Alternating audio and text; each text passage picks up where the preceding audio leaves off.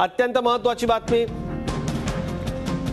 राज ठाकरे काय म्हणतात झी 24 तासला दिलेल्या मुलाखतीत बघा, भाजपचे काही मंत्री आणि एनसीपी नेत्यांचं साटं लोट आहे। राज ठाकरेंचा रोख विनोद तावडेंकडे दिसून आला। हा सगळा मुख्यमंत्री फडणवीसांच्या विरोधातला कट आहे। तावडेंनीच बाबासाहेबांचं नाव सुचवलं होतं। झी 24 तासच्या मुलाखतीमध्ये राज ठाकरेंनी गौप्यस्फोट केलेला आहे। अत्यंत महत्त्वाची बातमी आज झी 24 तासला राज ठाकरेंनी दिलेल्या रोखठोक मुलाखतीत राज ठाकरेंनी हे मत त्यांचं मांडलेलं आहे। बाबासाहेबांना हात लावाल तर महाराष्ट्रात तांडव घडवीन असा इशारा देखील राज ठाकरेंनी दिला।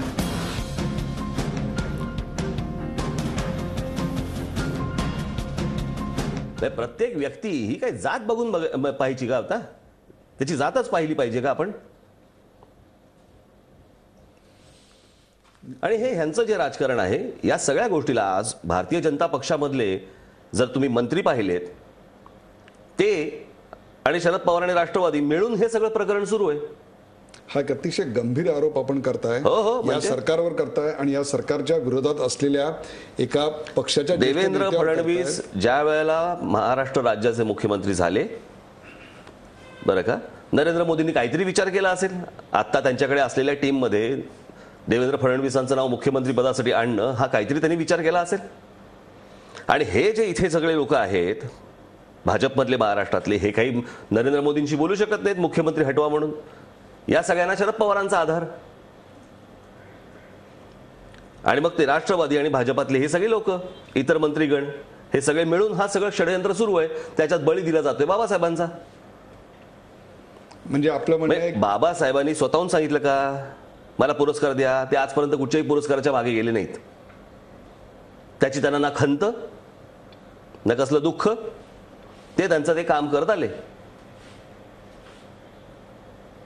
पण देवेंद्र फडणवीसांना टार्गेट करायचं, याच्यासाठी बाबासाहेबांचं नाव सुचवायचं,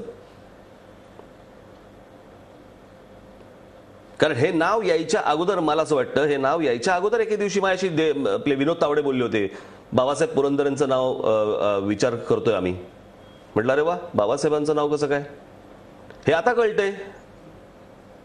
म्हणजे आपल्याला असा थेट आरोप करायचा आहे की या सगळ्याचा बोलविता धनी फार वेगळा आहे। वेगवेगळे आहेत पण तो सगळा कंपू एकच आहे।